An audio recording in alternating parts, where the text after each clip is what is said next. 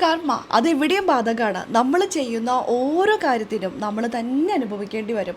നമ്മൾ എന്തെങ്കിലും കാരണത്തിൽ കുറച്ച് വിഷമിച്ചിട്ടുണ്ടോ, നമ്മുടെ കണ്ണീരിന് കാരണക്കാരായിട്ടുള്ള അതാരാണെങ്കിലും അതവർ അനുഭവിക്കുമെന്ന് അറിയില്ലേ. ഇതൊക്കെ തന്നെയാണ് ഇപ്പോൾ ബിഗ് ബോസ് വീടിനകത്ത് നടക്കുന്നത്. അക്ബർ ഇന്നലെ കരഞ്ഞിട്ടുണ്ടെങ്കിൽ അക്ബറിൻ്റെ കണ്ണീരിന് എന്തെങ്കിലുമൊക്കെ ഒരു വില ഉണ്ടെങ്കിൽ ഇതാ കാരണക്കാരായിട്ടുള്ള ആരാണോ അവർക്ക് ഇത് 7ന്റെ പണി കൊടുത്തിരിക്കുകയാണ്.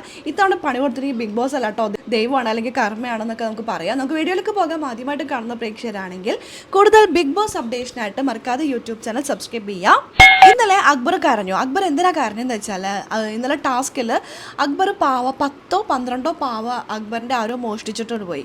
ഇത് ആരാണ് മോഷ്ടിച്ചതെന്ന് ഒരു പരിധി വരെ അക്ബറിനെ അറിയാം. കാരണം ഇത് അക്ബർ ബെഡിലെടുത്ത് ഒളിപ്പിച്ച് വെക്കുന്ന കാര്യം കണ്ടത് ആദില മാത്രമാണ്. അപ്പോൾ ആദിലാണ് എടുത്തതെന്നുള്ള കാര്യത്തിൽ അക്ബറിന് സംശയമൊന്നുമില്ല. 10 പാവയുള്ള അക്ബർ എടുത്തു, പിന്നെ 1-2 പാവ മാത്രമാണ് നിവിൻ എടുത്തിരിക്കുന്നത്. ബിഗ് ബോസ് എത്രയാണ് സ്കോർ എന്ന് ചോദിച്ചപ്പോൾ അക്ബർ 0 എന്നാണ് പറഞ്ഞത്. അത് കഴിഞ്ഞിട്ട് അക്ബർ കരയുന്നുണ്ടായിരുന്നു. കാരണം അക്ബർ 1-2 സ്ഥാനത്തൊക്കെയാണ് നിൽക്കുന്നുണ്ടായിരുന്നു. 3ാമത്തെ സ്ഥാനത്താട്ടെന്ന് തോന്നുന്നു ടാസ്കിൽ നിൽക്കുന്നുണ്ടായിരുന്നു. പക്ഷെ ഇന്നലെ 0 ആയതോടുകൂടി അക്ബർ നേരെ ഡൗണിലേക്ക് പോയി. അക്ബർ ഭയങ്കരമായിട്ട് കരയുന്നൊക്കെ ഉണ്ടായിരുന്നു.